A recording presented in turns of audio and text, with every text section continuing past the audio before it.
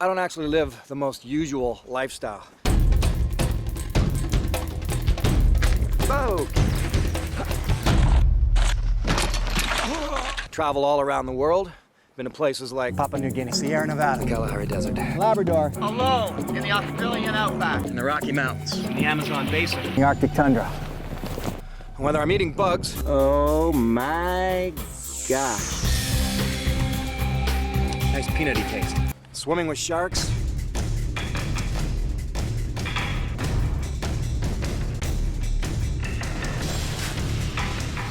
performing,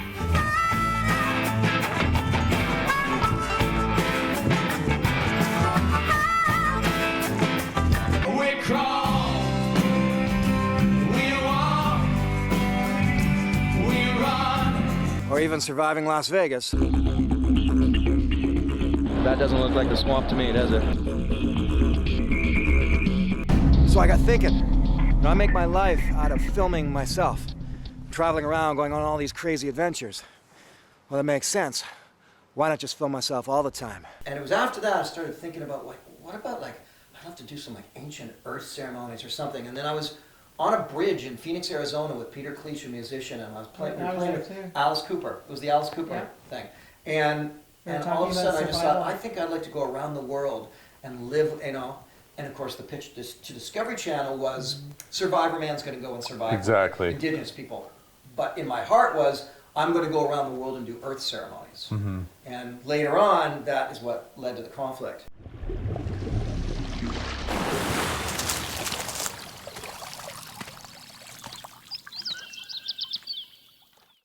This is my foray now into bringing you the director's commentary, behind the scenes stories for the series Beyond Survival. There's a lot to say about this series. It is the work I am most proud of cinematically, and it's I've got a lot of stories to tell about it. So I'll wait, we'll get into it, and I'll tell the stories as we go. I was doing Survivorman, and I was just getting a little burned out. A lot had gone on in the world of television and business, and I was looking for something else to do. And I thought, you know what I'd love to do, man? I'd love to go around the world, embed myself with primitive-ish, not always, cultures, at least cultures that still maintain a very strong connection to the earth. And I'd like to go around and embed myself with them and learn from them. This series, Beyond Survival, should have been a multi-season series. I was very much ready to make it a multi-season series. I was thrilled with it. And two things happened, all because of one person. The particular individual who was my executive producer at Discovery Channel,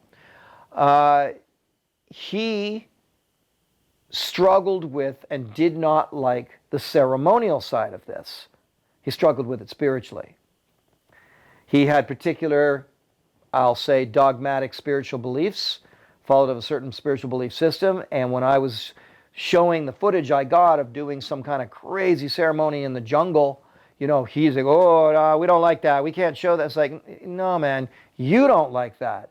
But it's good, and it was really a drag, because in the end, these films you're about to see right now limits the ceremonial stuff to the last few minutes of each episode. But there was so much more that went on. I'm going to tell some of these stories now. And in fact, what I will tell you as well is that I'm going to be taking all of the ceremonies from this series, Beyond Survival, all the stuff that never got to be seen because of this one individual at Discovery Channel who was my gatekeeper, who got all bent out of shape spiritually about it, wouldn't let me show it. And then on top of that, he wouldn't let me go do a second season. We're not interested in a second season, Les. It was the highest rated series I'd ever produced, and they weren't interested in a second season. And it wasn't they, it was him. And that's how the business goes, man. Sometimes it's one person shuts you down and you can't get past them. And this was my best work. I still today think this is my best work cinematically. Very proud of this. So let's get started now. This is episode 1. I don't know what order I'm going to be giving them to you in, because that changed over the years of different distributions and so on. This is episode 1. I don't know if it's the first one I shot. I cannot remember at this point. But it's the Devil Dancers of Sri Lanka. And this was just, there was some crazy ass shit that went on with this show behind the scenes, which I will tell you about once we get into it. All right, so I'm Les Stroud. here we go. This opening, I had Mike Stanley produce it for me. Guy was just a genius at the work he did. The music I worked on with Brian Potvin, probably also Ian Auger, in my studio, and the low droning thing that you hear is actually me on harmonica. And I had this chord progression. Yes, it's definitely reminiscent of Kashmir. I busted. But I didn't copy Kashmir. It was something else. It's just I started doing it, and I thought, why do I like this so much? It sounds kind of familiar. And we got in and it was like, oh, I know what it sounds like. It sounds like Kashmir from Led Zeppelin. All right, check this opening out. I think it's beautiful. I'm Les Stroud. I'm on a mission to seek out the true masters of survival. The last indigenous people from around the world. Before they're gone. Before the past is lost. Before their world vanishes. I can learn their ways.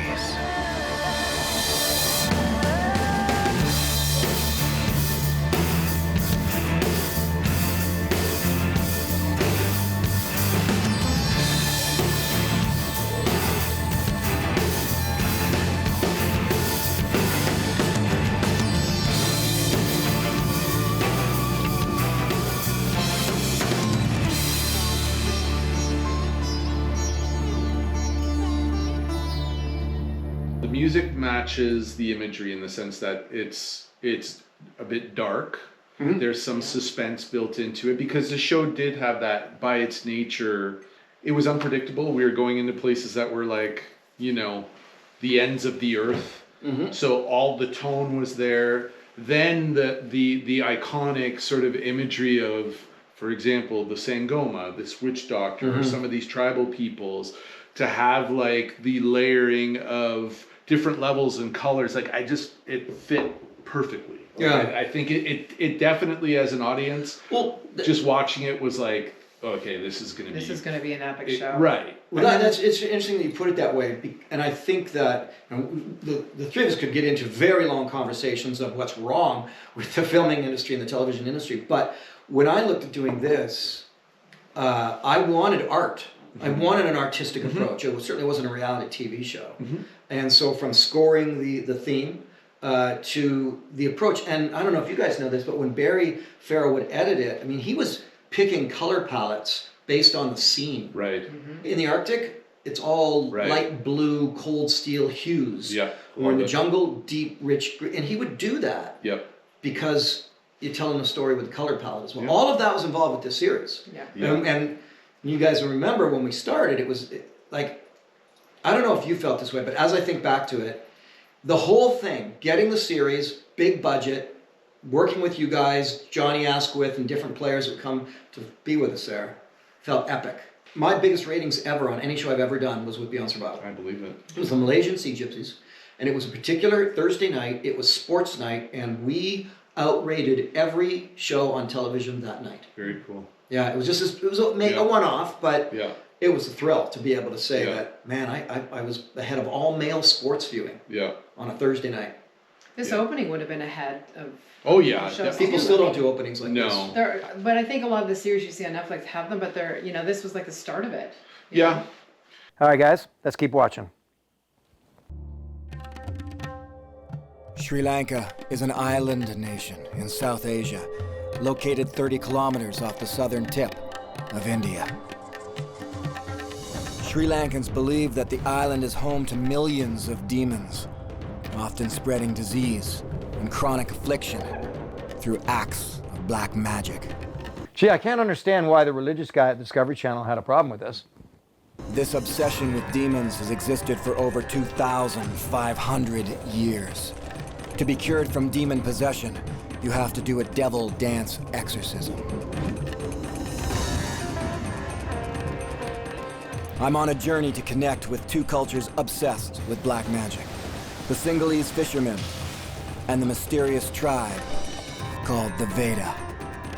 Direct descendants of the original Stone Age inhabitants of Sri Lanka, the Veta are believed by some to be half human, half demon themselves. I'm here to learn their secrets of survival and take part in their devil dance to experience their demons while exercising my own. The culture of the Singhalese fishermen was decimated when a huge tsunami hit in 2004. Fish is their primary diet and economy. In every way, they live off the sea. Today, I've been invited to help out in what is normally a full community event. And what you don't hear about this is the fact that the various, primarily I believe, Japanese and Chinese, but Asian fishing fleets came in and just decimated, just took all the fish away from these people, and leaving them with, scant schools of fish to go, and this was their daily existence. Well, the waves there coming in, remember Johnny Asquith trying to be with the camera and they were knocking him over, Oh yeah. Well, I know we lost the camera. Like that was a given.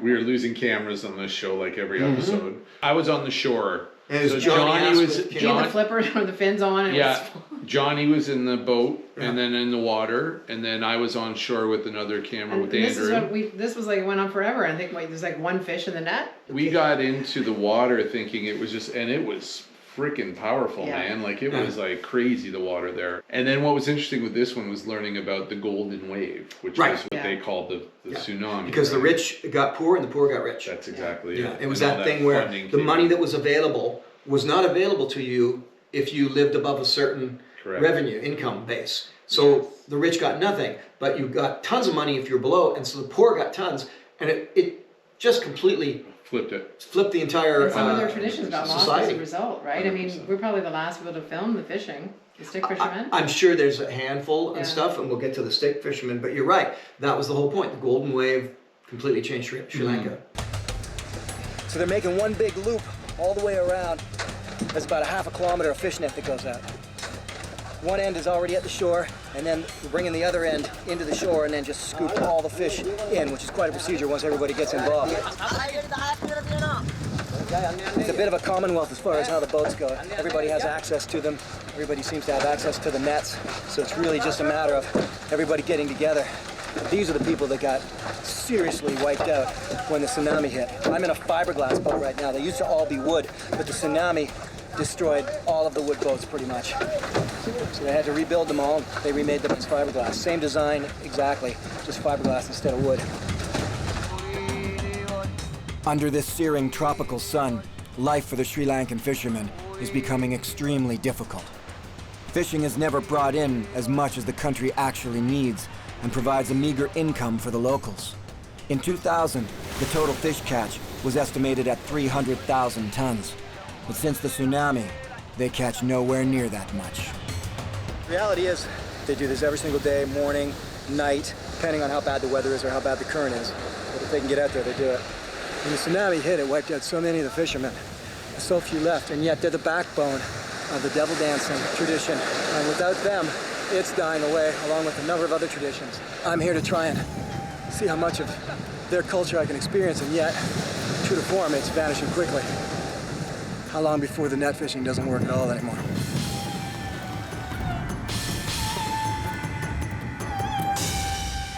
The thing about the fishermen being so big into doing the devil dancing is, if you think about it, in all cultures, fishermen are the most superstitious.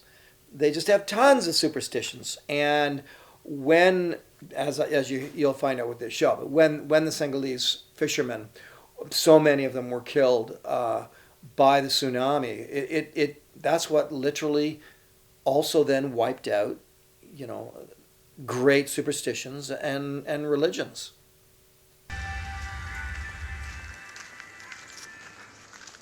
When community net fishing fails, many of the local fishermen can still put food on the table by stick fishing. It's an ancient survival method still practiced today. But with the encroachment of the modern world, it's a skill that's disappearing fast. Okay, do you keep these sometimes, or do you get a new one every time? Keep this. We can use this one is 1 year.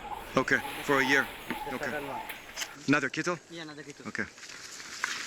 Just to, stop right there. You notice how I'm holding my camera. And what I really enjoyed in the filmmaking of this series is that I found this hybrid between who I am as Les Stroud, as Survivorman, as someone who's been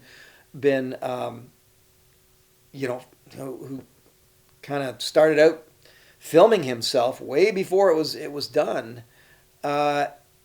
And I just thought, there's no reason I can't still do this. It's like, because obviously I've got a film crew with me. That was one of the beautiful things about doing Beyond Survival, whereas unlike Survivorman, I now had a film crew with me the whole time. I could now eat at night. I could now sleep in a normal place for the most part.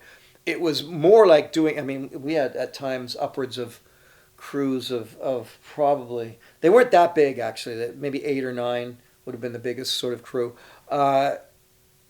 And I thought, well, there's no reason to lose the technique and the style that I have of filming myself, even with these other cameramen along. Now, side story, later on, if I'd be asked to do different series here and there, like when I did Alaska's Grizzly Gauntlet with National Geographic, and I thought, look, let's do the same thing. They're hiring me to be me, and part of being me is me filming myself. But I was working with like these new crews, people I didn't know. I didn't own that particular series. Holy shit, did they ever get their noses out of joint? Oh my God, they couldn't stand it. The camera guy his nose was so way out of joint because he's like, oh, I'm the cameraman. I'm like, dude, get over it. You can still get me great shots. But he knew that the editor would likely use the shot that's being had from my crappy little, Sony camera, consumer grade camera.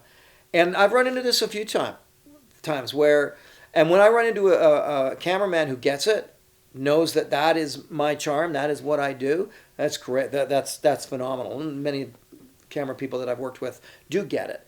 But when I first started doing it, as I said, there were times with some camera crews, they lost their shit over it. Now I'm just gonna stop this for a second. I know you can hear me, but I think my microphone has died, so I'm gonna fix it. Hang tight. Hey everyone, sorry for this quick interruption, but if you mosey on down to the Les Stroud Survivorman merchandise table and you pick up a few items, you know what you do? You pay the salary of Luke, and he's editing this video you're watching right now. We have everything there from super beautiful high-end products such as this is my own designed, beautiful, gorgeous Tomagami knife, all handmade from Hella out of Norway, or right on down to t-shirts, hoodies, coffee mugs. There's a lot of stuff there. And let's not kid ourselves. I know there are millions of you out there that still watch programs on DVD. I'm one of them. Every Christmas, A Christmas Carol with Alistair Sim comes out on my DVD. Well, at the shop page, my DVDs are there. The Wild Harvest series and everything else I've ever done is also there. Now, what am I most proud of? Well, for starters, the 20th anniversary, 76 films in all, Les Stroud film collection. Survivorman, Bigfoot, Beyond Survival, everything I ever did for 20 years is in this gorgeous collection. As well, my children's book, Wild Outside, Around the World with Survivorman. I wrote this book for your kids, to your kids, and it's won 4 national awards. Very proud of that book. And the other books that are on the shop page. And of course, my music. The Mother Earth album, double vinyl album, featuring none other than Slash and Steve Vai, produced by Mike Klink. Songs celebrating nature and connectedness to it. And for those of you who still are popping CDs in your older car, all my other music there in CD form as well.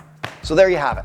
So head on over to the Les Stroud Survivorman shop page, my merchandise table, pick up a few items, and also, while you're at it, check out my Kickstarter campaign for my new feature documentary film, The Question of Bigfoot. Actually, you know what? Check this out. This was scary, exhilarating, and makes you doubt everything you ever learned that's real and unreal.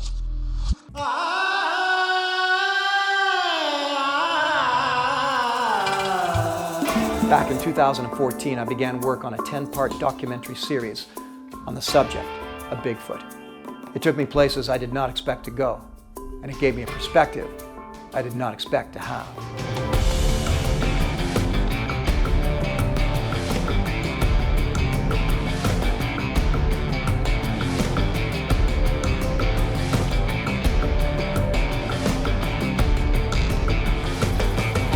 Well, it's been 10 years, and a lot of questions still remain. Join me and help me to answer the litany of questions hanging over the phenomenon known as Bigfoot. Walking up, I could see that there was something there. As I got closer, it stood up. I know there's something there. I'm a lot more leery when I go out. I mean, really leery. And I seen this humongous arm reach right in. One of the dogs got killed, twisted, and tore in two. What the heck have I heard when I've been out in the wilderness on so many different occasions? When I want answers, I go after them. My new documentary film, The Question of Bigfoot, will attempt to answer all of the skeptics' burning questions. Why don't we see one on a trail cam? Where are the bones? Have they ever been hit by a car? Why haven't we captured one? Is there enough room out there in the wilderness for them to exist? Are they real or are they not?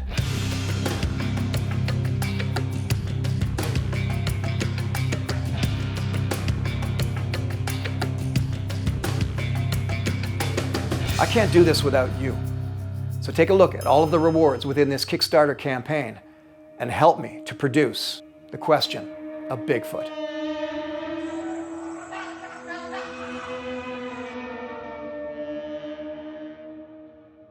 So there you have it. And for $1, you can join the campaign and help me produce this film.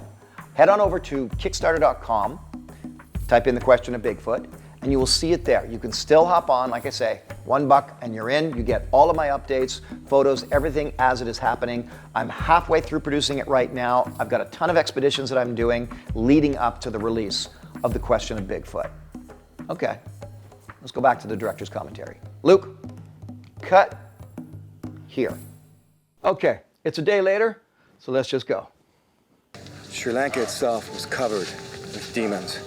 When the British Empire came in, that whole belief system was sequestered down at the southwest corner.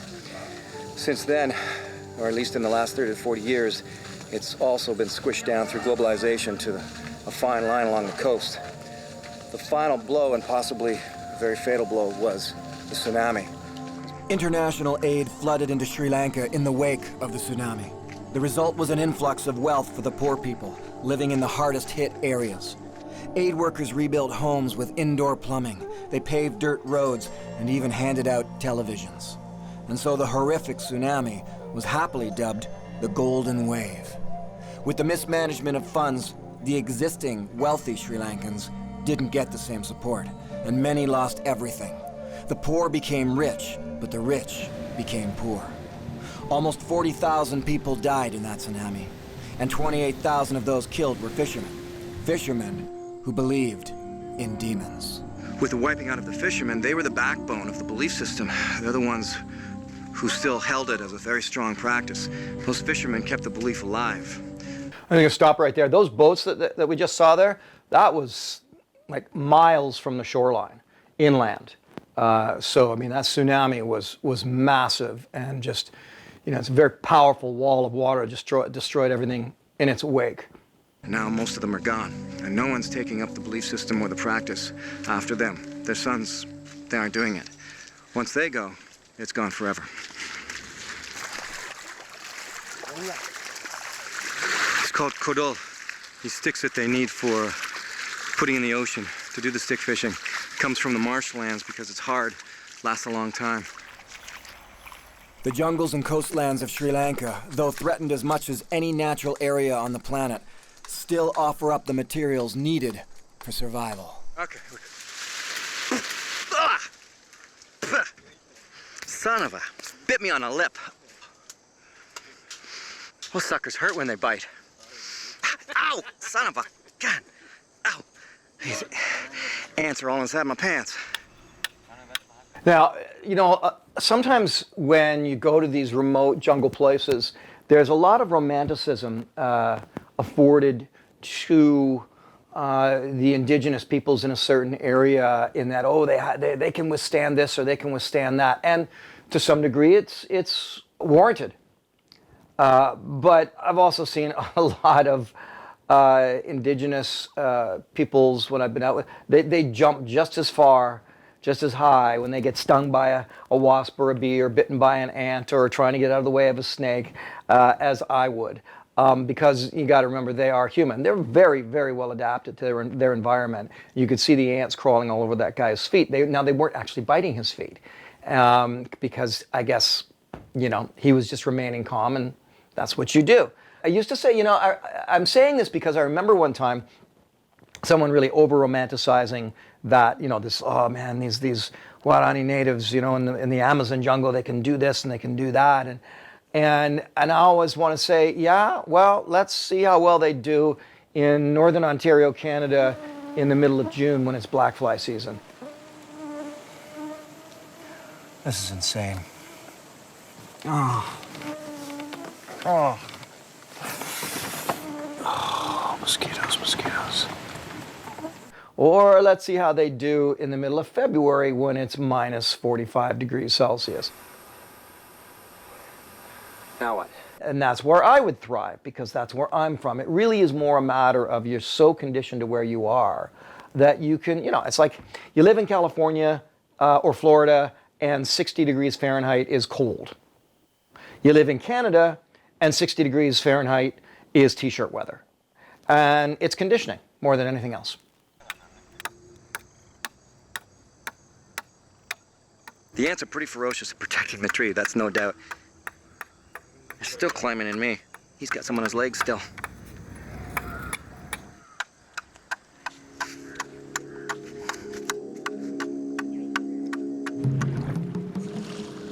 Stick fishing has been practiced around the world for nearly 10,000 years.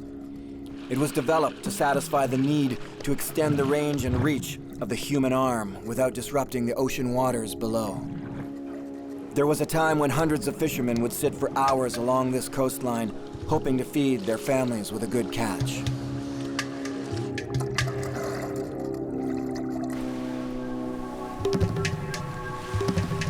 Fishermen are on their own a lot, and fishing can be a dangerous profession. When you have a dangerous job, you tend to be closer to your gods and your demons. These men are the backbone of the Singhalese devil dancing tradition. Part of the belief is that they are most susceptible to demon attacks at dawn, midday, dusk, and midnight. Walking down a lonely road, deserted beach, or sitting on your stick fishing pole, you can be possessed anywhere if you're alone. I just want to say that I've got some photographs Laura Bombier took during this that are some of my favorites. It's still one of my favorite photographs to look back at, is to see me sitting on this structure doing stick fishing. Laura's still photography work on Beyond Survival and Survivorman helped immensely to the bigger picture of what was going on culturally with these particular television series. Mm-hmm. Because now there's a picture of me on the cover of Outdoor Magazine simply because Laura had submitted a shot that was worthy.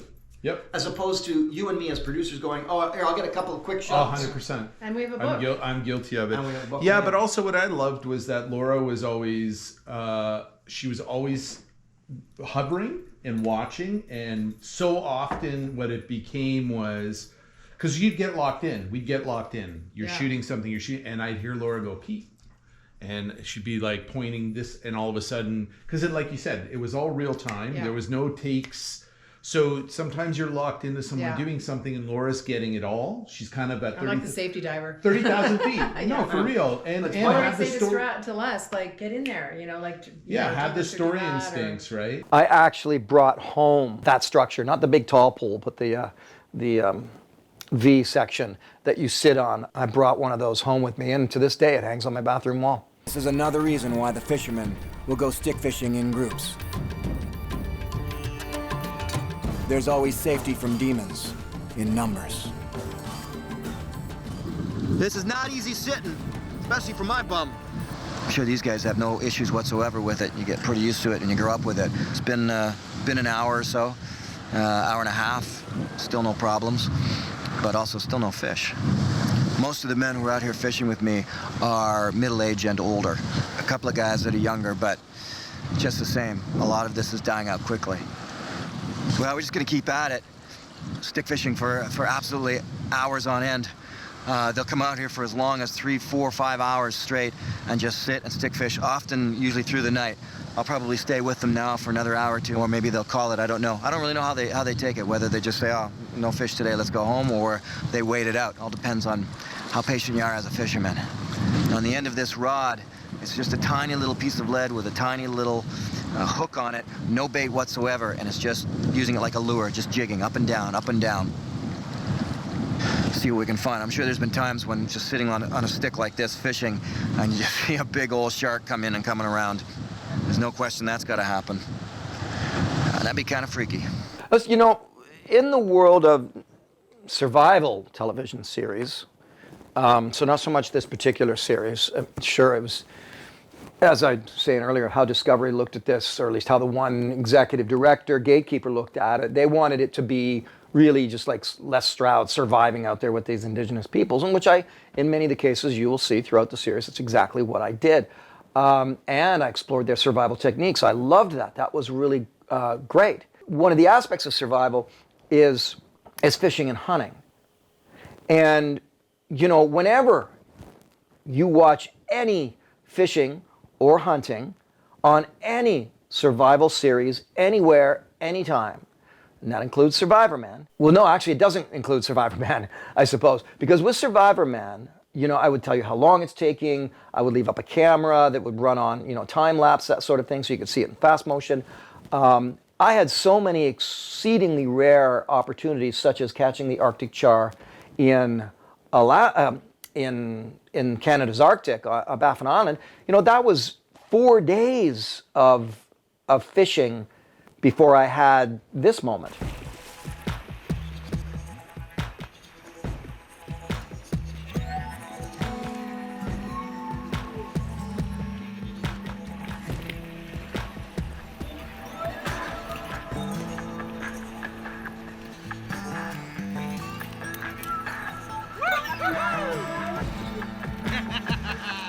You ain't going anywhere, buddy. Oh, yeah. Yeah, baby. So often you see these survival shows and they depict them hunting. And in this series, we'll see me hunting with the San Bushman, for example, or fishing, and they make it look like, ooh, they might get something. Oh, I think they're gonna, oh, and it's all a bunch of crap. Because any hunter will tell you that, yeah, that's not real. You can't hunt when you have a camera crew following you. It doesn't work like that. That's not how hunting works. The image, you know, I think of Bill Engvall's wonderful skit of him and his wife sitting in the deer stand. You know, that's hunting. In the darkness of our deer stand, I'm hearing things like this. What are we doing? You know, you're just sitting there for hours, or you're tracking very quietly. You're not doing that with two cameramen and a sound guy and a producer following you along. So of all of the scenes of hunting, in every Alaska, whatever, north of 60 survival this or that, you know, episode or you know, dual survival, all of those hunting scenes are all bullshit, because it's not how hunting works.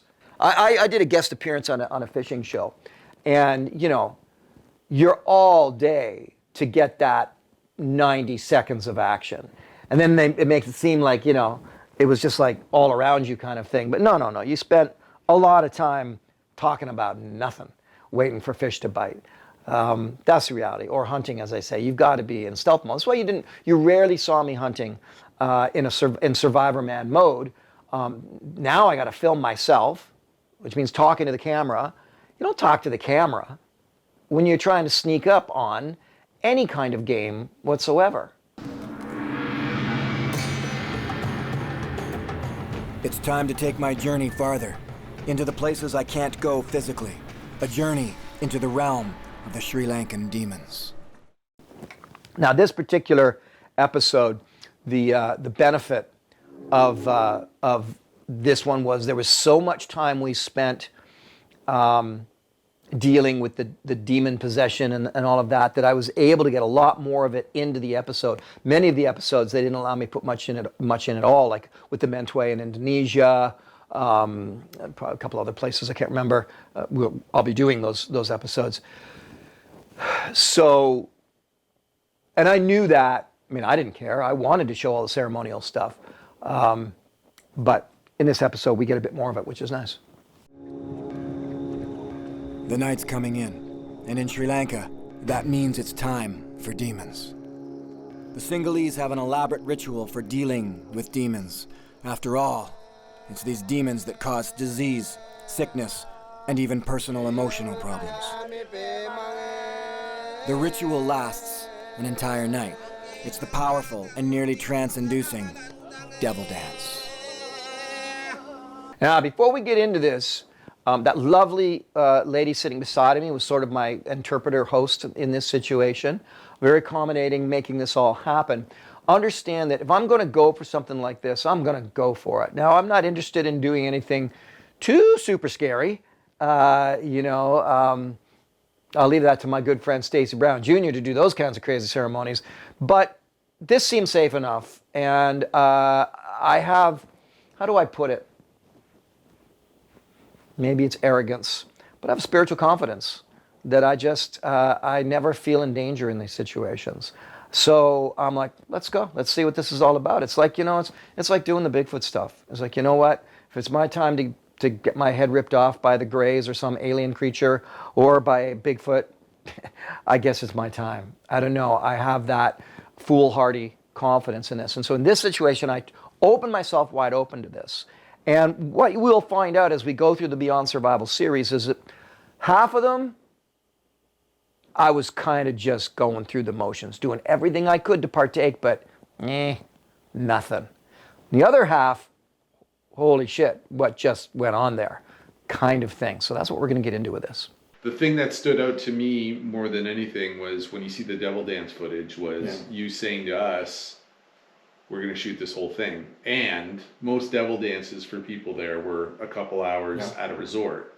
This was from dusk till dawn. But the cool thing with this one too was Johnny had the wherewithal to go, we need to pop, like we were makeshift lights, we popped a light and it still worked. We were shooting in, firelight, and it looks phenomenal. And that's a hard piece to edit because we're talking. But that's where an editor like Barry Farrell really came in, because he loves, dark themes and dark modes. And he could look at this and he was able to make it not look like performance art, right? But like something real was really going on. And it wasn't about lying about what we were seeing. It was more like, no, that's what we were actually trying to capture.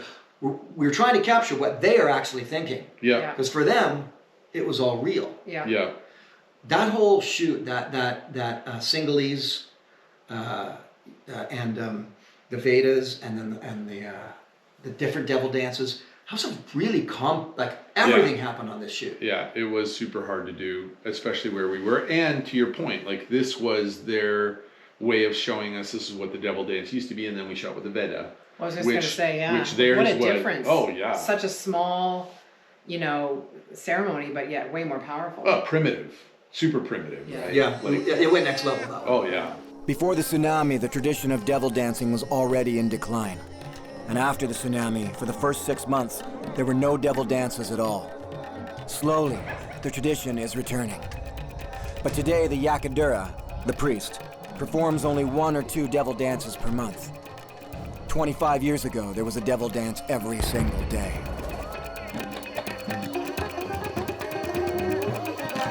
This is my place to put out slices of personal philosophy. I'm not a big person on religion at all. I think religiosity and dogma is just not for me anyway. And I see it around the world in lots of different cultures and their different religions or spiritual beliefs. Where was I going with that? I don't know. I'll come back to it. Tonight, they sacrifice a chicken. But centuries ago, their sacrifices were human. AKA, they killed a chicken for me. Demons love vice. anything that enslaves the human mind and body. And in this male-dominated society, women often fall under the category of vice. I think I might have had a field producer I would have happily sacrificed on this ceremony. So devil dancers dress as women to entice the demons to the exorcism.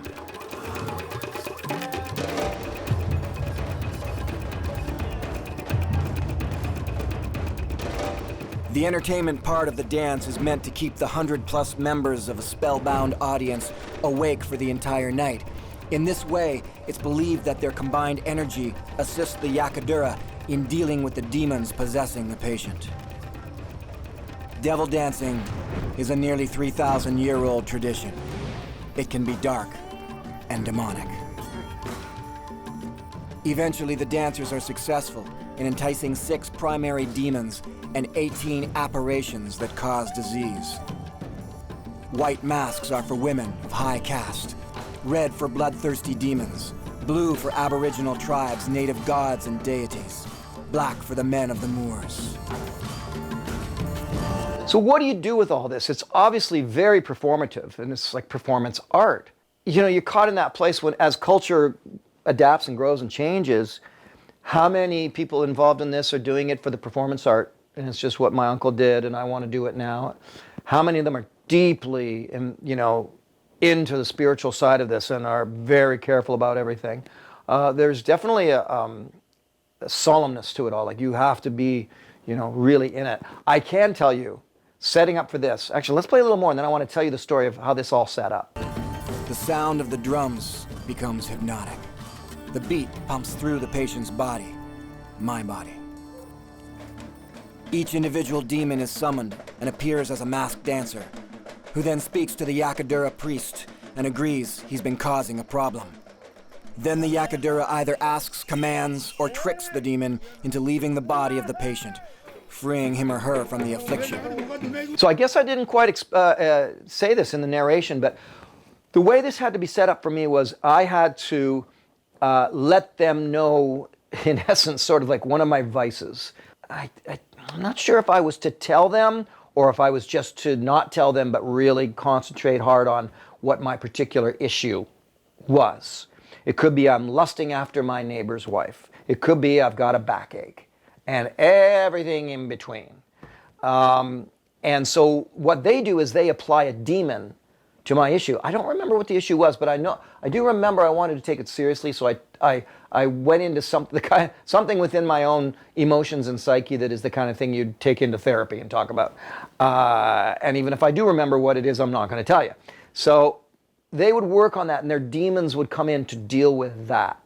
And along the way, my interpreter would say, okay, they have isolated the demon, and they're going to, through all of this dancing, entice the demon out of me. So I'm sitting there, and I want to get to that in just a second, because I sat there for hours.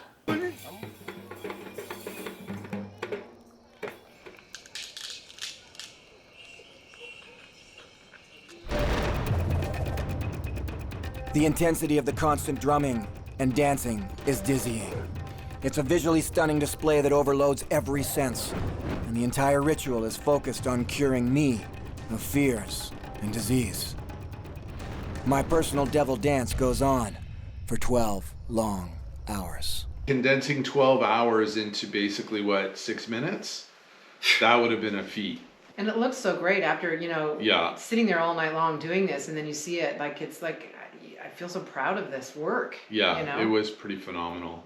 And we'll stop right there. So, yeah. And I had to sit there in essentially the same position for 12 hours. That's excruciating. On the way there, I remember talking to my cameraman. I believe it would have been Johnny Asquith, rest in peace, brilliant cameraman and a good friend.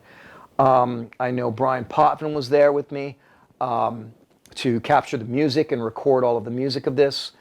And Peter Estevez would have been there for sure. And I remember having a meeting on the bus. I said, listen, guys, and this was something that I would do in my own, I still do to this day, in my own filmmaking and in my own music presentation. I say, listen, it doesn't matter what's going on before. The reality is they say it's going to be about 12 hours. So these next 12 hours, it's all about what we're doing here. And we're going to be filming something that nobody else has filmed, and it's true. People had not filmed this with high definition cameras, and multiple shooters like this ever before. And so we had this opportunity to do that. And my pep talk, if you will, was remember, guys, you're filming history right now. If you're tired, drink coffee. If you're hungry, have a power bar. But I got to ask you guys not to stop, because if we miss something, we might have missed the most important thing. And this is the key thing that I wanted to impress upon you guys was saying, this is our only chance is this next 12 hours. You can't drop the ball on this. Yeah, and I'd love to say that. Well, it was 12. There were no breaks. This was like a nonstop 12-hour show that these people put on. Yeah. And what was it like for you, Les? Because you were like sitting, going through the ceremony. Were there any moments? It was easy for you. No, I think you were. He was bored. He was in it. No, it was fucking agony. Yeah. The reason why it was agony. Remember, I had a young woman that was my host. That's right. She was translating. The reason why it was agony was this. You were sitting there the whole. You tried sitting like that for 12 hours. I know. And you're shuffling around and moving around, and I'm not allowed to drink coffee, and That's you guys. right. I would say physically, another example. It was absolute agony. Well, yeah, I envied you guys in that particular shoot because you could move around, sit down, stand up, do whatever you had to do. I did not like being in the middle of that particular ceremony. Plus, the other thing we had to look at for that devil dance was, what are we really looking at here? Are we about to experience a spiritual thing is somebody going to levitate or anything? Or is it performative art? Yeah. Which, and I know, Peter, you and I talked about this at the time. There were certain ceremonies we did throughout the entire series where I could say, no, I was seriously moved in that situation. And other ones where I was like, there's not a lot happening. Nothing's up. And the devil dance was one of those ones. Yep. Where you were unsure if anything was going to happen. It just felt like performance art. It did feel that way. It was almost like an homage to their tradition and culture. It wasn't like transcendent. Let's go.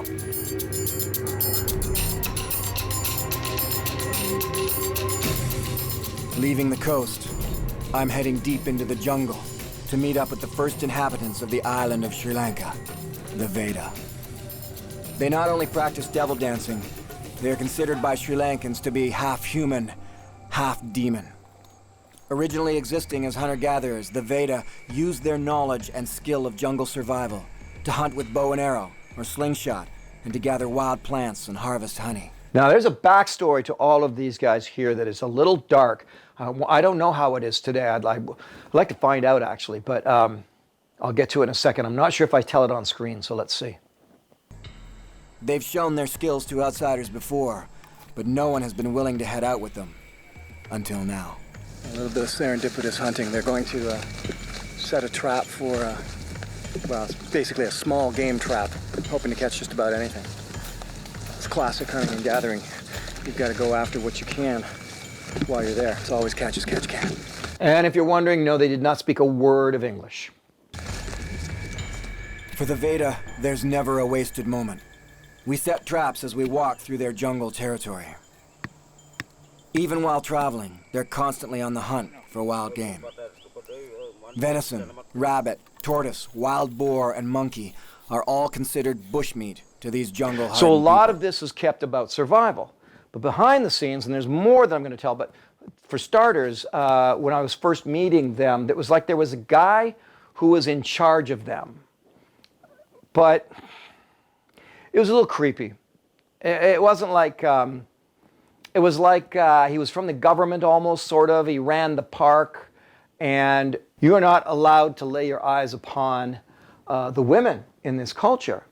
And yet, in a moment, there was this moment where I went inside this kind of a mud hut, and I guess caught the family off guard and saw the man's wife. It was no big deal. It didn't seem to be a big deal to the family or the man. But my hosts were like kind of all freaked out about it. And, so I had to get outside sort of thing. It's weird. They keep their women, at least when I was there, it was like they kept their women. I mean, honestly, it was kind of like, almost like indentured servants. The way they were kept out of sight all the time. Their job was to work with the mud and straw, making mud brick homes for them. It was a little strange. And I know there are people with much greater knowledge than I by a long shot to speak on the culture of the Vedas, but I went and lived with them, and it didn't feel good. A little bit more on that in a minute. Any game caught is commonly shared amongst the family and clan. I'm sharing the skill set I've needed to survive in jungles around the world with men who live this survival every day. And some of them were literally born in a cave. Their high level of skill is obvious, but modernization is only a stone's throw away from this place. So yeah, my understanding is that these people, the Veta, were not actually, they didn't come out of a cave existence. So they lived in caves in the jungles, Sri Lanka, up until 1985. And this is now, it's called the Veta village. You can go and visit it in Sri Lanka. I'm going to let's let them have a little bit more time, and then I'm going to tell you some of the dark story behind this. A place where they hunt wild game. Like that old guy right there grew up in a cave.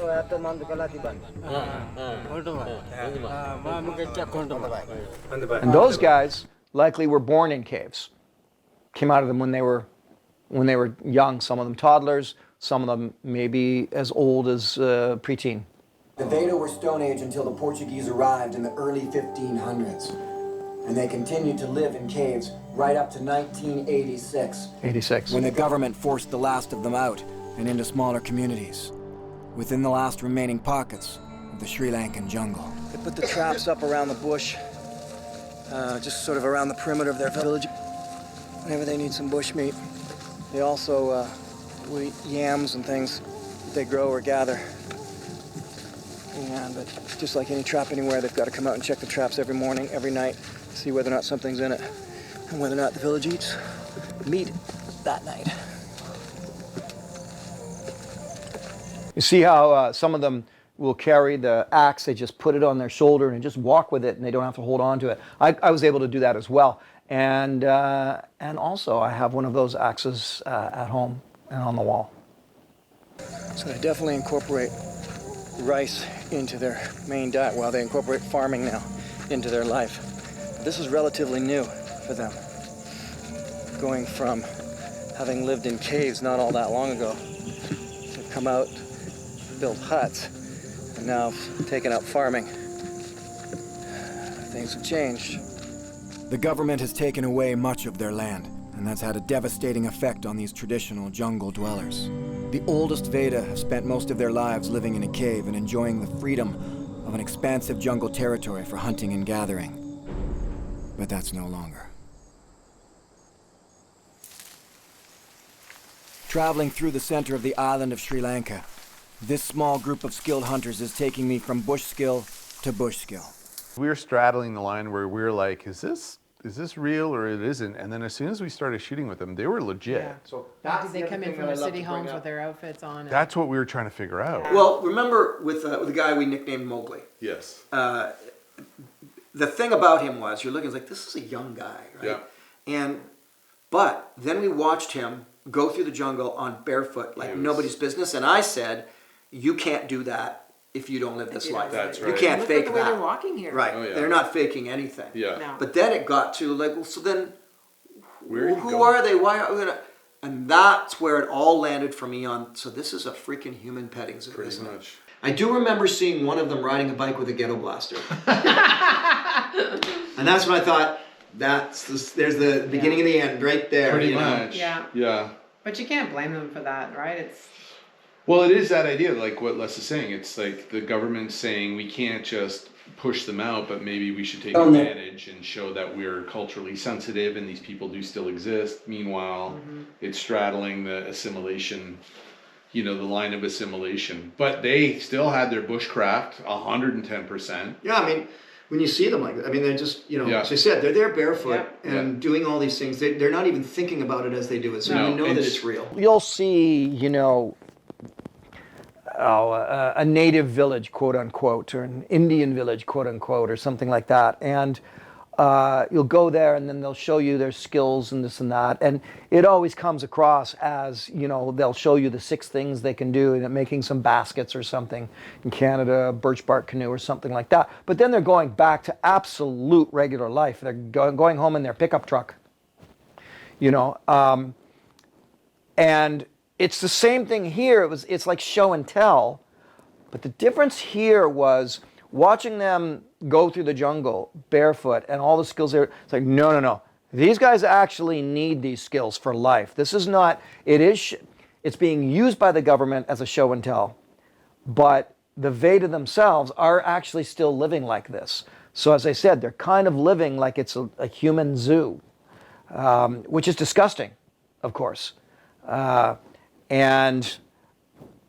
I totally back up the reality that their skill set was phenomenal, because you don't see people able to traverse through a jungle swiftly in bare feet if they haven't done it their entire life. Since this time, I've had friends that have gone there to vacation in Hikkaduwa, where we were at the bottom, right? Hikkaduwa? Yeah, that's where we were, and so they've gone down there. So I'm wondering now, with the internet age of influencers, maybe it's become a thing.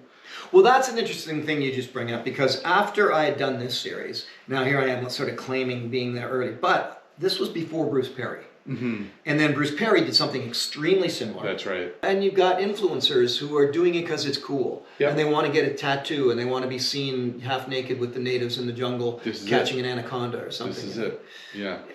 And I'm not trying to say what we did had more authenticity or more integrity to it, but we didn't, there's no way we were producing this from the angle of, and we are social media influencers, and let's get the shot. No, so it's over 15 years ago we did this. So at that time, no, we didn't have that. And it's interesting because when we move up into the interior where we did the Veta, I've recently seen people going and doing, influencers going there and doing, and it's a completely different, you can see it. And it's like, that's not, these people have sought these tribes out that are kind of fringe tribe. Are they even real?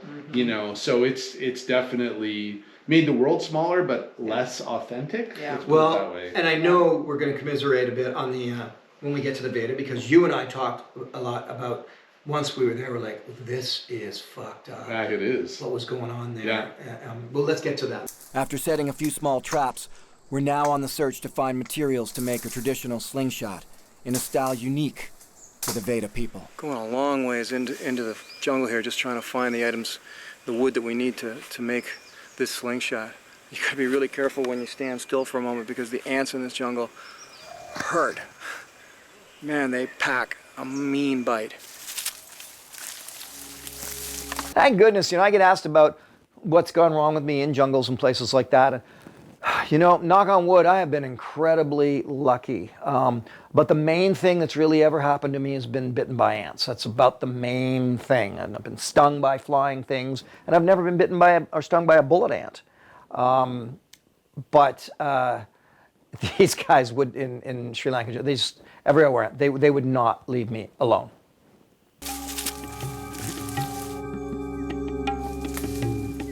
I have a good story for that when I get to the Hewa, the Papua New Guinea episode, when it comes to ants, an insane story. Through our travels, it becomes obvious to me that the Veta love their betel nut, and it's a necessity to ensure the strength of the slingshot we're about to make. They'll chew on the nut along with a potent, and in this case moldy, tobacco leaf, and add a cream paste made from lime. For them, it simply replaces smoking cigarettes. So do you remember you getting into the betel nut? Was this the beginning of the betel nut? Yes, or it was. I hadn't already done it in Papua New Guinea? No, this was before Papua New Guinea. Was it? Yes. Was it? Yes. No, but Survivorman. Survivorman did. Yeah, but here these guys were stopping and doing betel nut like they were smoking cigarettes. Yeah. Remember? Every 5 minutes they'd stop and do betel nut.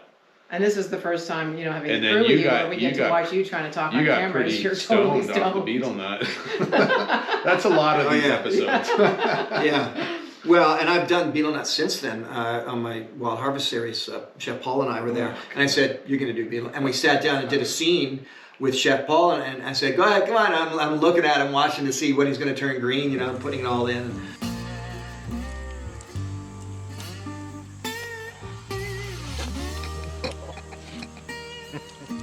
Quality wild harvest right here. Yeah. If you think about it, this is a wild harvest. This is all foraging. Forage the betel nut, forage the betel leaf. Forage the tobacco. It was, yeah, the whole betel nut thing. Yeah. Because it wasn't like getting stoned. It wasn't like smoking pot. It was like smoking a cigar. Yeah, it was like a buzz. You right? get a buzz, and then you feel sick, and then you're a little dizzy and woozy. So it wasn't like getting a nice buzz. The betel nut just doesn't get any better. The Veta betel nut mixture packs more of a punch than any other betel nut I've tried in jungles around the world.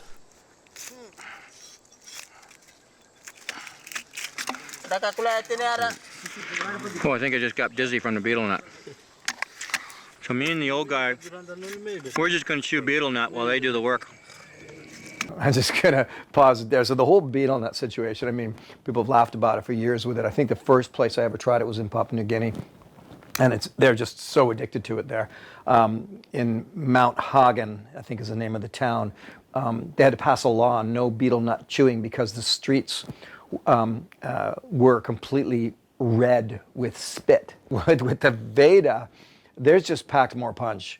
And I mean, you're buzzed for sure, but in a kind of a just not a nice way, kind of in the way, if you never smoked, it doesn't matter, but if you smoked, and you know, when you first start to smoke, and it kind of makes you nauseous, you kind of get buzzed from it, or you inhale too much cigar if you're having a cigar smoke, and you're like, whoa, a little bit like that. It's like that, but all the time. And your face goes numb, and you're drooling, but for them, it's just run of the mill. And I'm always very much, when I travel, I have always been a when in Rome kind of guy. To stop the betel nut from overpowering me, their advice is to take more. Right. And we did. I'm in the middle of the Sri Lankan jungle with the Veta, whose culture was one of cave dwelling and living as hunters and gatherers only a few years ago. Not wanting to be an outsider, I've joined them in the chewing of betel nut, along with their tradition of moldy tobacco leaves, and the effects hit me quickly. Oh, yeah. Actually, really, if you in that last shot, if you looked at my pupils, you could see they were dilated. Oh, I think I am getting a buzz. Okay, it's working.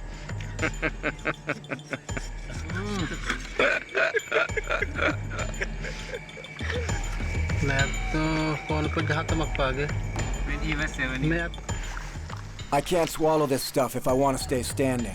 I've got to spit the red slime from the lime, tobacco, and nut out. Even spitting takes a bit of skill. He's a pro.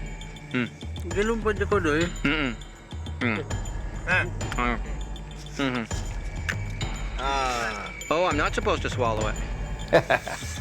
The Cobavel tree sapling is peeled and shaved down until the stick is flexible and can be bent into a bow. The bowstring is made from the bark of a tree called arulu.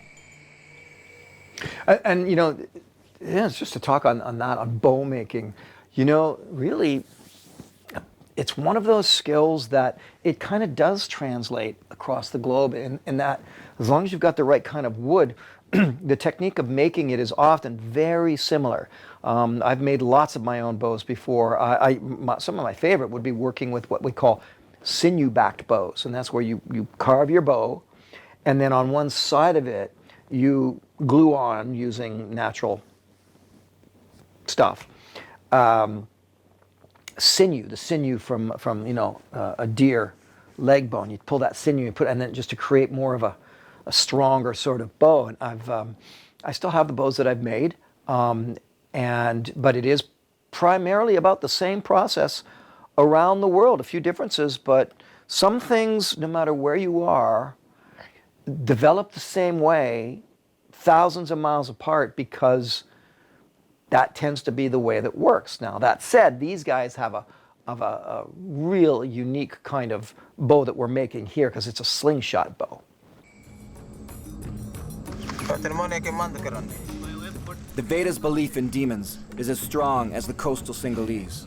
So it's important that no spells are recited and no magic used when making bows and arrows or slingshots, so that they're not. I'm interrupting myself there to say, actually, I would suggest that the Veda's belief in demons and so is stronger than the Sinhalese. Like they live by it.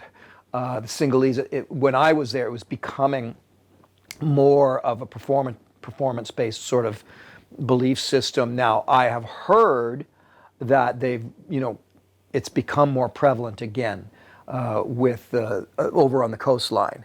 But the Veta is a whole other, I mean, you look at these individuals, they're not wearing a costume. They'll be dressed like that after I leave. They'll be walking through the jungles after I leave. Now, modern technology is certainly creeping in. You can drive to this place. And I don't know what it's like now, because this is 10 years ago, maybe longer. Wow, I got to think about when this is. No, this is 15, 16 years ago. I mean, look how young I am. That was fast. The whole thing couldn't have taken more than a half an hour. The traditional Veta slingshot is a method I've not seen anywhere else in the world. It's not a handheld stick like the slingshots that come to mind in North America. These are much more powerful, intricately made, and they look a lot more like a bow and arrow. Ano mai? Veta tempatan ko daí. Okay.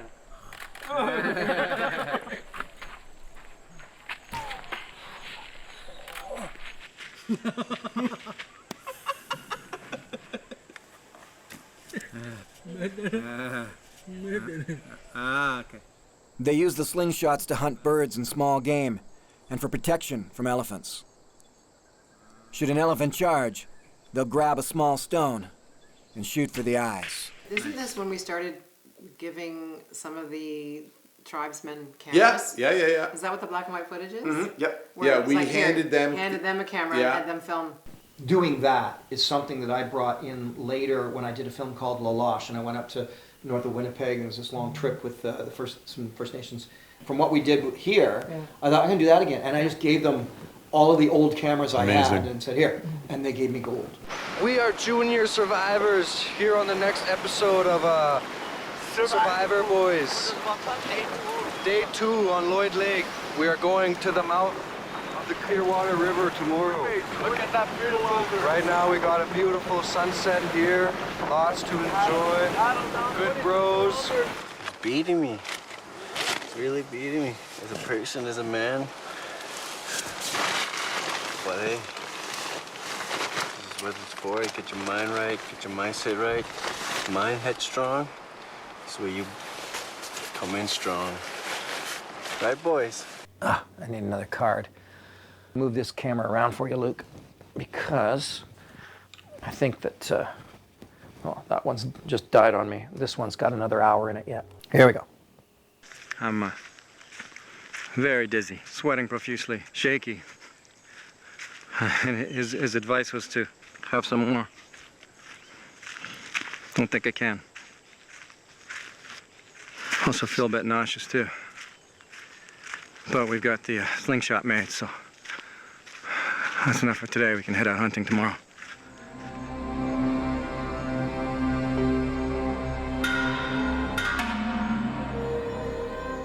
To bring me out of the effects of the betel nut and the raw tobacco mixture, the Veta prays into a cup of water, imbuing it with positive energy, an example of the Veda's use of white magic. Now, interestingly enough, this is actually, if you scroll on Instagram at all, is becoming a bit of a thing, right? I can't remember, someone will post the name of that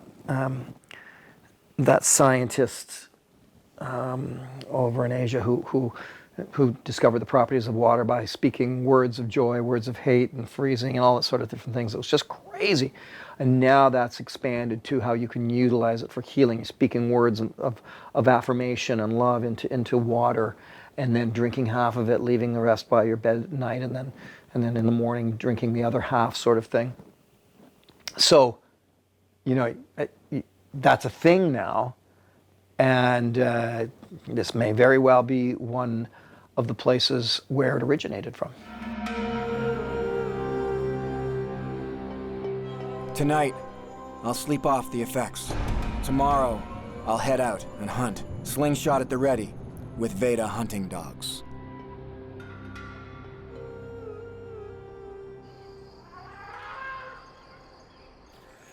Armed with only slingshots and utilizing small dogs to flush out game, the Veta hunters and I are headed out to see what we can catch in the Sri Lankan jungle. Reality is that with so much of their territory gone, they're limited to a very small area, comparatively speaking, for hunting. If you're going to hunt, you need a long, large range of area to properly hunt, especially if you're going for larger game, because you want to feed your family. You can get birds down any old country road, but a couple of birds will not feed a village. You can see here where, this is clearly before GoPros. It might have been right around the time GoPros came out, I'm not certain. But I was the first generations of GoPros were awful. And especially when it came to audio. They're fantastic now, and there's one right down there. But these earlier versions were awful. So I was still trying to use other higher quality, Sony or Canon digital cameras, video cameras, which they got better and better, and now they're all 4K and they're better. But man, it was a long time ago. The dogs have caught scent of something and are gone in a flash. The hunt is on. The situation here, what I led into this was talking about how much space they have to hunt. This is the travesty and the tragedy of when indigenous cultures lose their areas or they're reduced down, is that their culture has them hunting across vast expanses of land. So it's not so, you take a Canadian indigenous people, the Cree or something, and lock them into some sort of reservation. And well, we bring them food now. They had hundreds or thousands of miles of expansion where they would go and travel throughout the year. And the same thing happened here. These guys have been reduced down to a postage stamp when they used to, hunt in areas that were hundreds of miles around. So, colonialization, I guess.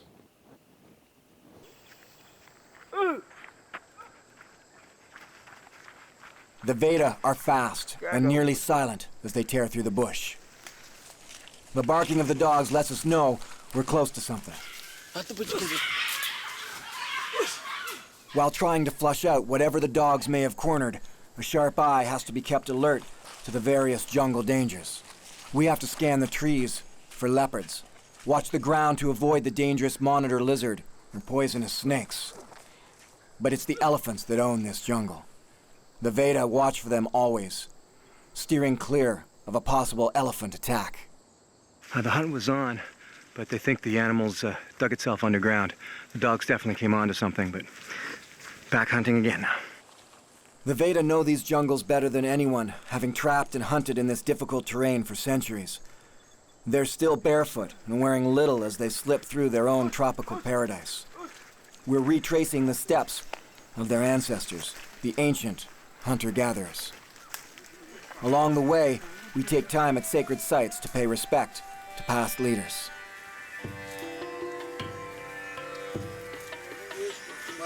This is the former chief's home, and it's also his tomb. So we're not to pass by here without honoring the chief. We leave a branch, and he's saying some prayers to the chief, and then we carry on. For the Veta, the ghosts of the past are always near. I want to honor their heritage and their traditions, so I ask for blessings and safety as we continue on our travels. When you're going to partake in such things, like let's say the spreading of tobacco, if you're with a Canadian Indigenous group or North American Indigenous group, you can't do it as a tourist. At least not emotionally and intellectually. You've got to really take it in, really be present. Sure, you're not Veta, you're not Anishinaabe, you're not, Cherokee, you're not whatever. Okay, but you're there with them. and you're respecting their ways. I mean, it's no different, and we'll find out in some of these other episodes, you know, you're with heavy Catholicism in Peru, you respect the way they do things. And if you're in Sri Lanka, you're praying because of their past leader, you respect the way they do things. I never allowed myself to play act that. And if I smelled a rat and thought something was like just really like, okay, this is for our benefit. This is a show they're putting on right now. This is silly. I would shut it down right away. And so I just always felt it important to really honor and respect the people you're with when you're in a situation like this. These skilled men are anxious to share with... Which is to say there probably are situations where I don't honor or respect the people I'm with. But that's another story. Me, the survival technique rarely, if ever seen to an outsider. Fishing with poison.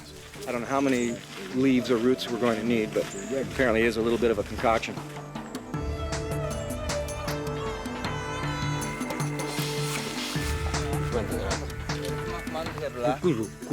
Kukulu. Okay. There's a real minty smell to it. It's called kukuru. Part of the poison concoction for killing the fish. I will forever be fascinated when you come upon a culture that has a poison concoction that involves mixing up in specific quotients, levels, measurements, 5, 7, 11 different ingredients. How in the hell did they ever figure that out? You know, what kind of trial and error does it require to come up with a poison that works perfectly but involves 11 different ingredients? Which, you know, a lot of this stuff starts to lead into much bigger stories than they just happened upon it, you know, or it came by chance, but more you get into some of the possibilities that writers such as Graham Hancock might write about. I know somebody's going to comment on that, so I'll leave it right there. Collecting the kukulu was easy, but now we have to harvest the most dangerous element of the poisonous mix. Apparently the poison from this tree is so powerful that they won't let me try this. If I get some on my skin, I get a horrible rash, and if I get any in my eyes... Remember, you can't get any in your eye, and you're down below the tree, and they're like whacking with an axe. It's like, what if that flips into your eye? You're going to go blind. Like I just did. I just got some on my skin. If I get it in my eyes, I go blind, so... And that's kind of what I mean. I mean, how... Someone had to go blind for them to figure that out.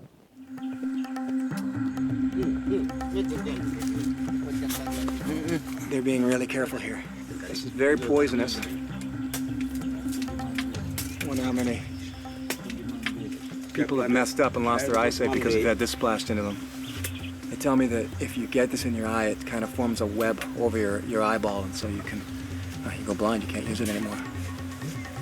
And for them, how they relate it simply means that they can't go hunting.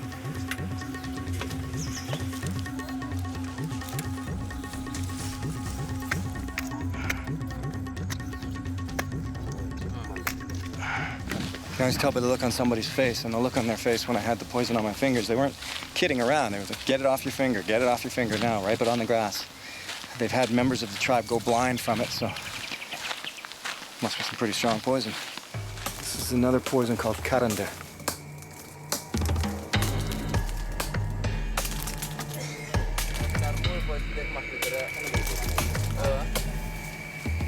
By chopping the bark away, we gather the soft insides of the karanda tree. The fibers of the tree are a key ingredient in making the poison. We also have to dig down to unearth the roots. They need this whole root of this tree to mix with the other 4 ingredients before they have the right poison concoction that'll work on the fish. While gathering the poison for fishing, the Veta were distracted by the possibility of finding honey. All right, they're just watching the bees that are flying and checking out the direction of the bees. And that's classic honey hunting, same way it's done all around the world. You watch the bees. Bees will fly in a straight line. They don't curve around. They go in a straight line from the hive to where they're collecting their pollen. We've caught a distinct line of honeybees coming and going from a distant hive, and we embark on miles of searching to see if we can be led back to the honey.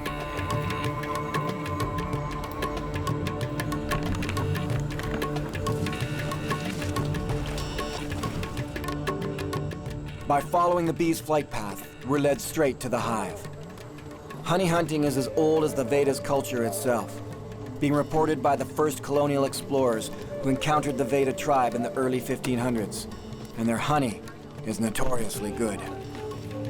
The Vedas are fearless as they approach the hive. For them, honey is not only their favorite food, it's a valuable bartering item in the market.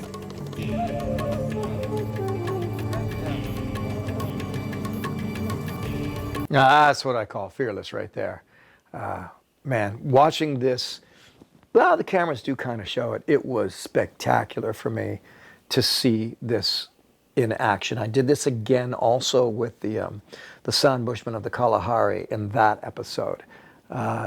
Just the skill level of being able to go to, you know, a hive like this and manipulate the bees so confidently is really something to behold. This is a whole new method here. Okay, so they're not actually even smoking them out. He's just blowing in up the tree. Do the bees, do the bees sting? Yes? Okay then. The bees sting. All we're doing to calm the bees and keep them from swarming us is gently blowing on them. Perhaps it's the peaceful energy and the Veda confidence and calmness that's transferred to the bees, lulling them into a non-aggressive state. Whatever it is, it's working. Go, go. Look at that. Sweet.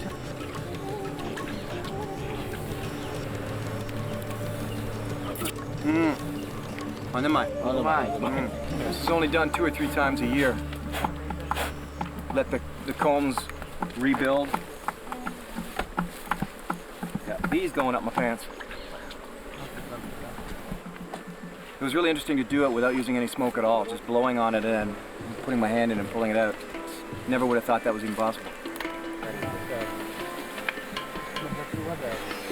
There's so many things with indigenous cultures that just blow the minds of city dwellers who have never experienced stuff like that. They think it's so crazy, but when you're with them, it's all so natural and normal and not dangerous, and there's understanding of whether you're dealing with jaguars or honeybees or ants or polar bears for that matter. There's a way of being, but most people, in fact, maybe many people watching this are so fearful of nature. They just don't need to be, but what the difference is knowledge, is understanding how to be around a grizzly bear, understanding how to collect honey from a beehive. When you have that knowledge, then the fear dissipates very quickly when you're out in the wilderness. Right now, the eldest is offering some of the honey to appease the demons, so he's just doing an offering right now over the freshly gathered combs. Time is taken to honor the bees, and we even close the hole back to protect the bees from weather and allow them to rebuild. This is going to be good.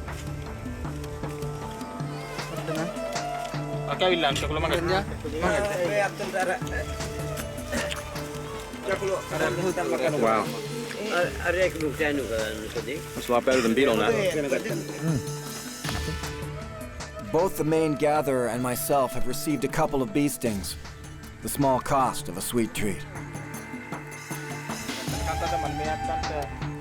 Everybody's having a bit of a piece, and a lot of it will go back now to the village for those at home. This was amazing.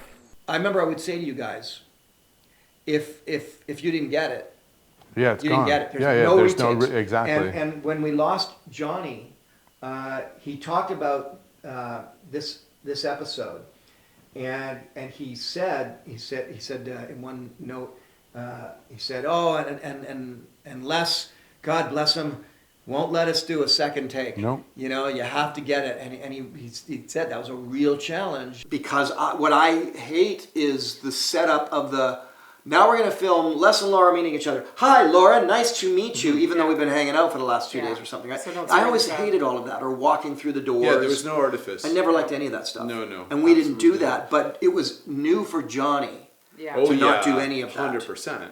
Well, that's a great example. This scene's a great example. So we show up. The poison fishing. Yeah, because we're sitting here with these guys and they're doing this, and we're like, what are these guys doing? And so then they steep the bag, and then they go and sit on the rock and eat beetle nut. We're like, what's happening? And they're just like, just relax. And we're thinking, God, there's nothing here. Mm-hmm. And then all of a sudden...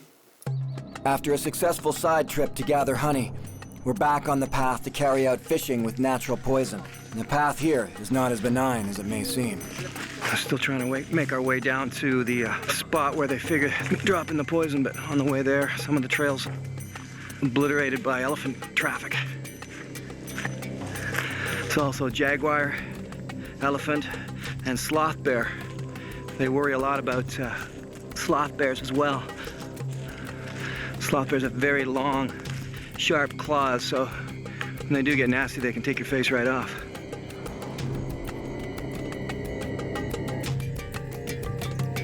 Well, even though I said it there when I was talking, they worry about it. It's more a matter, again, of they have a skill set and a knowledge base and concern. And it's just like me walking around in black bear territory or cougar territory or grizzly bear territory. You have a knowledge base, you can be there confidently. I'm in the middle of the island of Sri Lanka with the jungle inhabitants called the Veta. We've set to work quickly, breaking the fibers of the plusvel tree bark using clubs, axes, and even rocks.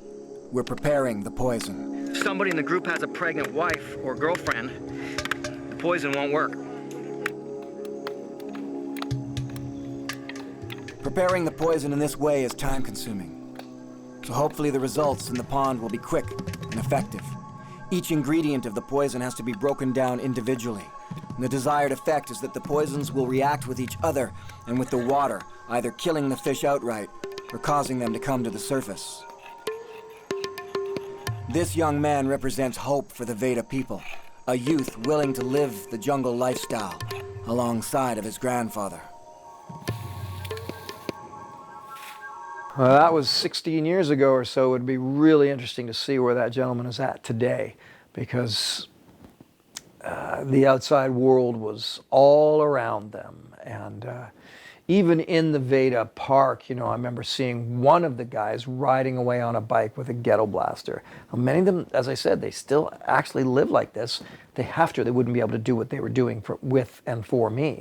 So both top and bottom, they've begun to dam up this pond here, block the water from coming in at the top, and block the fish from getting out at the bottom, so that they can make the pool obviously more still and poison the fish. At first they told me not to even touch the poison because I could go blind, but now they say jump in the water and mix the poison in. What I'm hoping is that it's diluted enough not to affect me.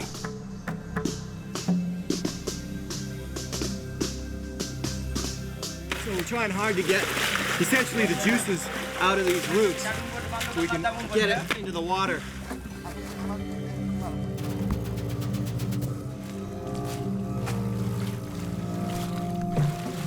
I don't feel anything on my skin, yet within minutes, the fish begin to react.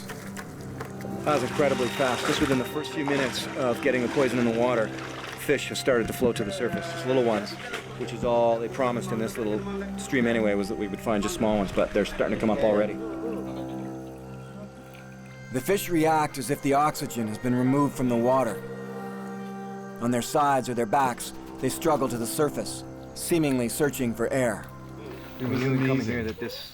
And then they just... they just lit the rock. It's like that you kill everything in there, and then it's like, okay, so like, does it die for like, I think it's well, I believe it's lack of oxygen. Oh, it stuns them, and it does that. They come up to the top because there isn't enough oxygen. Yeah, okay. And then we had lunch. And they even made bread. Yeah. Which was amazing. We knew in coming here that this pond was just going to have little small fish, but sometimes they can do this in ponds and pull out fish like this with the same poison, same method. And that's got to be a real catch when they do that.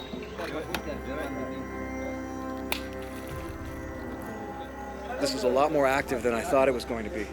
The fish don't just plop up to the surface and float there and wait to be picked up. They're actually actively going around and using a stick and whacking them as soon as they see them. One way or the other, they come to the surface, we whack them with a stick. One of the guys actually caught a real nice fish, about 8 inches long, tossed it across the creek to his buddy here, missed, and it went in the water and sunk and it's gone. It's the one that got away.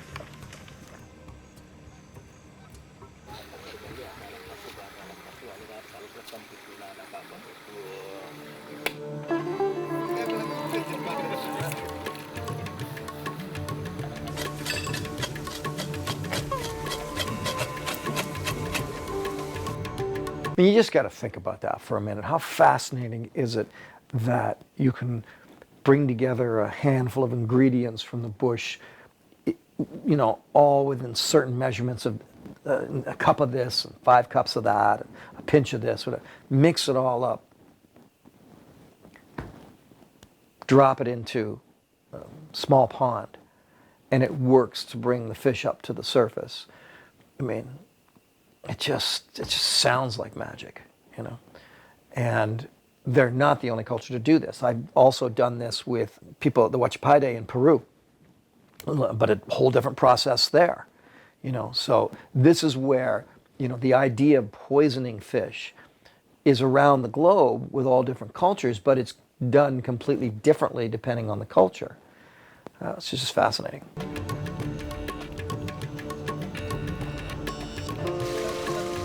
Using flour, shaved coconut, and water, they prepare their food in a traditional East Indian style. During the right time of year, they can catch 50 pounds of fish this way. And this makes poison fishing a very viable method for feeding large groups of people who work together to make it happen. Today, it's just going to be a quick meal of small jungle fish. In a few hours, armed only with slingshots and looking for small game, we'll head out into dangerous elephant territory.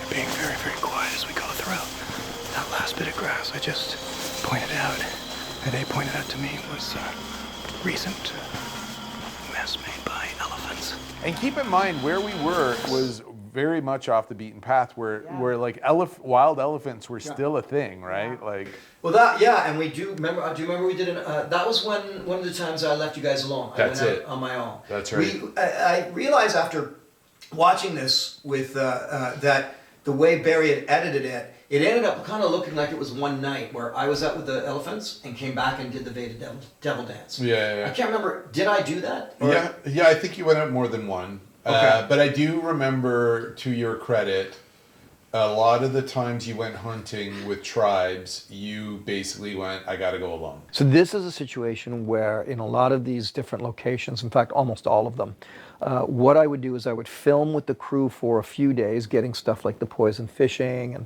the bow and arrow making and things like that. And I would have probably Peter Estevez and Johnny Asquith and other cameramen, and cameramen and camerawomen working and getting all of these different things and with my crew and that. But then the idea was, okay, but you know what? I still want to spend time alone with them. And of course I can film myself. So, so why not do that? And I know that was this situation when it was time to go out and do the elephant hunting, or go out into elephant territory hunting at night. I said, okay, I'm going to do this one alone. I'll film myself, and the crew, you guys stay back, and we'll go do this. And I did that for almost every single one, I think. Yeah, almost every single one of the Beyond Survival shows. I would take my time and be with them completely alone. It's kind of spooky, just going right through the jungle, knowing that there could be elephants just about anywhere. That seems to be their concern anyway. And if they think it's something to be concerned about, then I'm concerned about it. They just keep showing me elephant track after elephant track, and they're fresh. Nobody's talking now.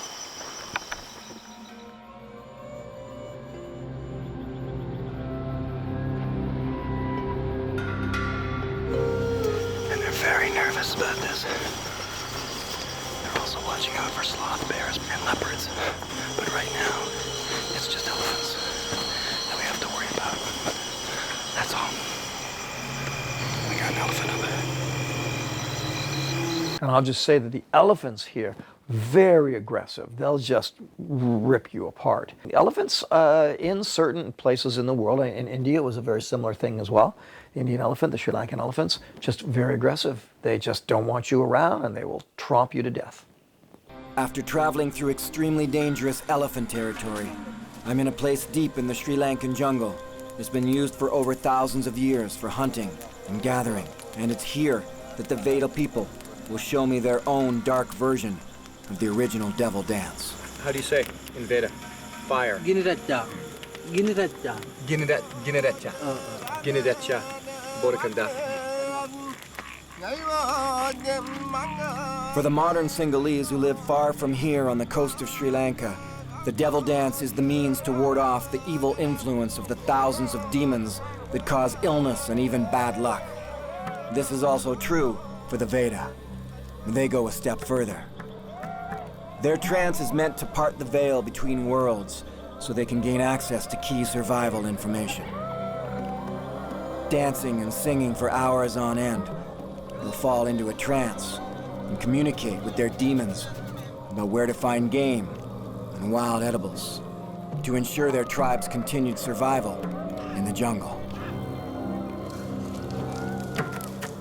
Coconut water is used to cleanse the area. The fire is meant to clarify the air of demons that you don't want before you call in the demons that you do. The Veta dance for guidance. They have no need for masks or costumes.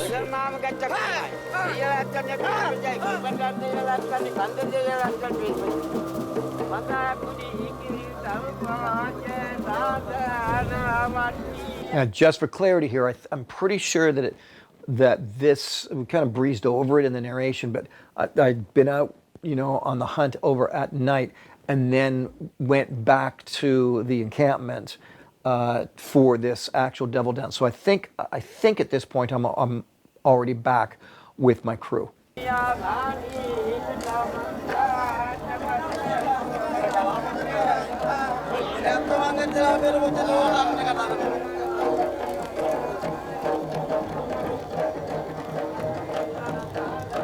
Yeah, I'm definitely back with the crew now.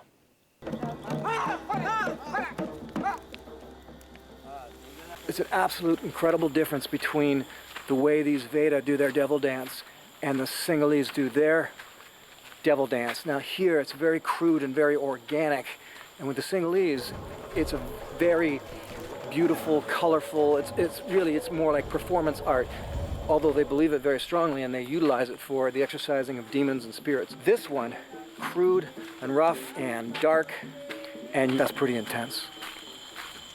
We're supposed to leave there quickly because of the evil spirits, and because I'm talking right now to the camera, I'm the last person on the trail. I think I'll pick up my pace.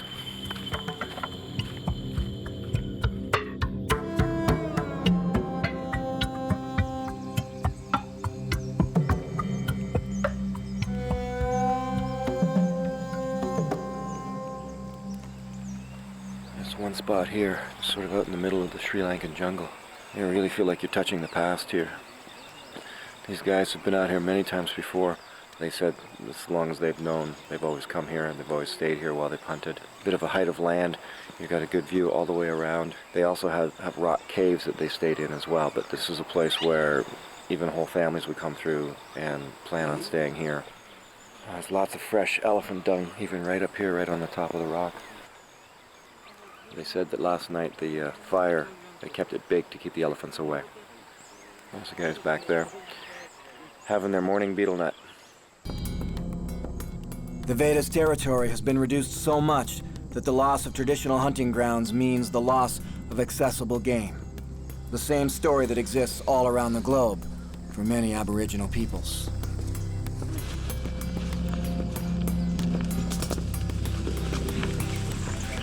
Haven't quite put my finger on the Veta at all just yet. It's tricky to try to understand the Veta and their way of life. On one hand, when I first arrived here, it was extremely skeptical, even to the point of being cynical about what I saw. But since I've had all this time with them, I found that within their own minds and hearts, they are still attempting to live the life they've lived for thousands of years. They certainly maintain their skill sets. They can hunt and fish and live on the land. They can evade bear and snakes and elephants. But for how much longer can they evade the encroachment of civilization? This is the strangest case of a vanishing culture that I've come upon yet. Geographically, the Veta are only a short drive from the modern world. And according to the Veta leader, they've made a conscious decision to avoid cell phones, television, and electricity. Yet some areas are already set up now for tourists to come and experience the Veta culture. I'm going to stop it right there because, you know, they've made the decision. Have they, or have they been sort of forced into it? And you look at the photographs, that's a billboard. You know, indigenous community come and visit it, and it's presented that way. It's very much like a human petting zoo. I'm probably just about to say that here in the narration.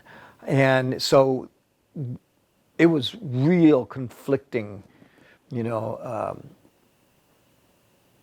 modes of thought with being there, because it's fascinating to see these people with these skill sets and live with them and do all this stuff with them. But by the same token, it felt like they were being used. And this brings them dangerously close to becoming a human petting zoo, when all they really want is to live their traditional lifestyle. But unfortunately, they no longer have the available lands to live it in. For them to properly and truly hunt, they've got to travel much farther than they are essentially allowed to travel. It's an old familiar story. All around the world, it's the same thing. The Vedas exist on the brink of being yet another vanishing culture. If, in the face of encroaching modernization, the Sri Lankan people can keep their belief in demons and practice their unique methods of fishing and hunting while they discover the technology of the new world, then perhaps they can continue to enjoy their own rich culture and successfully take it beyond survival. So, you know, big shout out to Jason Schoonover, who made all of this possible, who got me in touch with the Veta and in touch with the people who could get me in touch with the Veta and so on and so forth. Same thing with the Singhalese. He's done a tremendous amount of exploration there himself. Without him, I couldn't have done any of this. But as I sort of said there too, it's a very, you know, I'd be interested if anybody's been there since this time, and that was 16 years ago, and has been to that village and can post a comment and say, you know, well, here's what I saw when I was there. This is what's going on. It looked just like that, or it's like disappeared, or whatever. I'd be really interested to read that. But in the meantime, guys, as always, if you can hit a like button and subscribe to this channel, I got to say that's because that'll just keep things going. But here is the song that I did called Ancient's Call, which I wrote based on all of my experiences while making the Beyond Survival series. And after this, it's on to the next episode.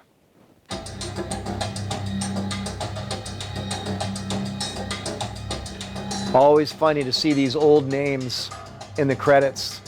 Old names of people I knew so long ago. Some of them were idiots, and some of them were very cool. There you go, 2010. All right, well, here you go, Ancient's Call.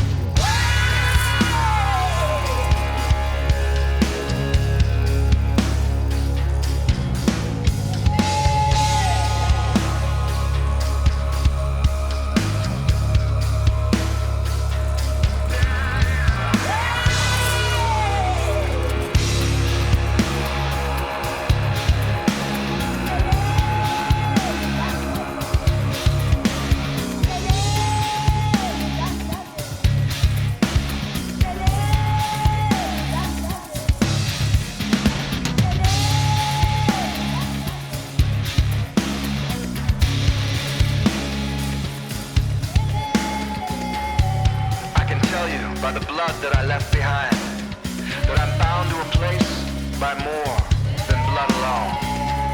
Divine healers, they open the door to the world of the ancients. And they cry to me, come with us now. For the whole earth bleeds, and people cry, but the earth can heal, so can I. Ancients call me home. Follow where I go. Ancients call me home. Follow where I go.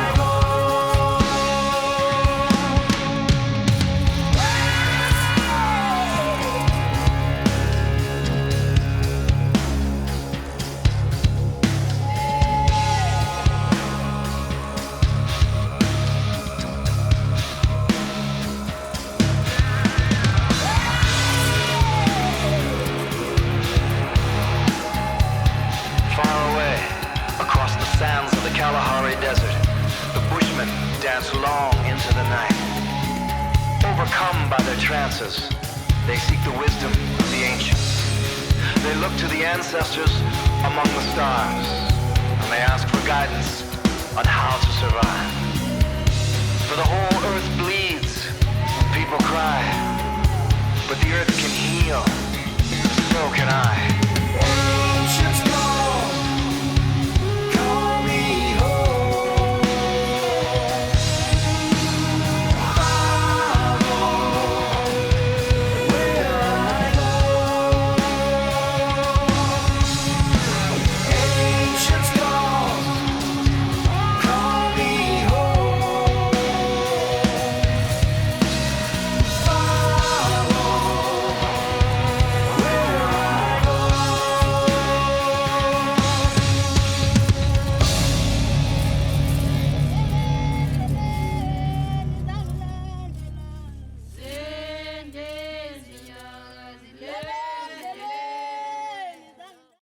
Okay, so right now I'm just staying in another fancy schmancy hotel, which I do so many times. I'm in Bangkok at the moment, and downtown Bangkok at the Hyatt. The real story is outside. You gotta check this out.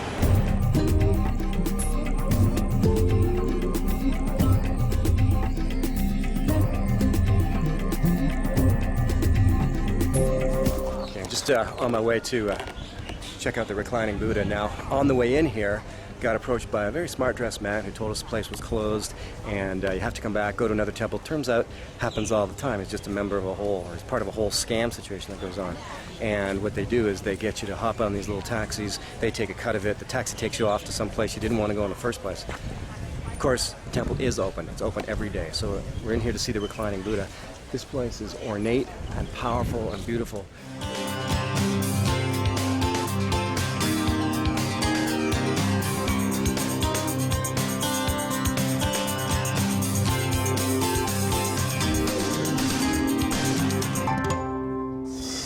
That's what's on the feet of the reclining Buddha. Pretty spectacular, actually. The largest reclining Buddha in the world. So we've met up with Jason Schoonover, a member of the Explorers Club, a friend of mine. Wrote the book Adventures, Dreams, Adventurous Lives, which I wrote a chapter in. And Jason is taking us around town, finally, knowledgeably, because he lives here, which is a blast.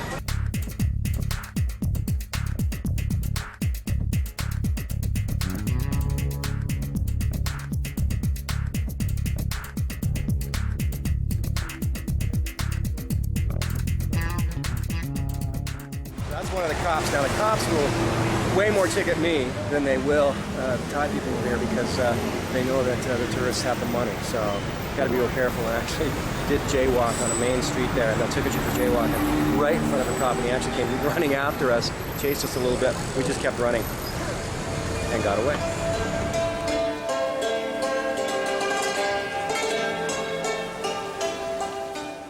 Quite a story, actually. Michai is a very famous man in Thailand. He started this restaurant about 15 years ago. He had a campaign all over Thailand to get everybody to use condoms to keep AIDS down. He became so successful at it that the nickname for condom became known as Michai.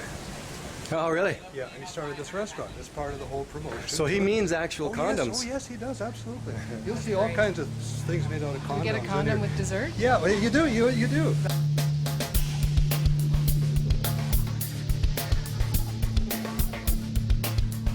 I'd like to introduce you to Captain Condom.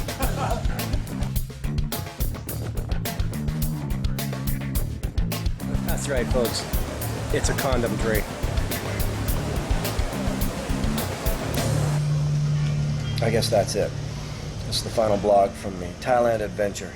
Just finished getting a free foot massage in the Thai Air business class lounge after a quick zip out to the Soy Cowboy district in Thailand. Now that was interesting. So, nothing left to do now but hop on the plane and fly home.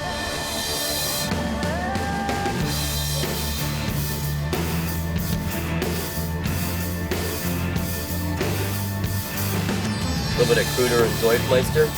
Gonna balm the face, biatch. He was like, yeah, you should be. I was like, I don't care.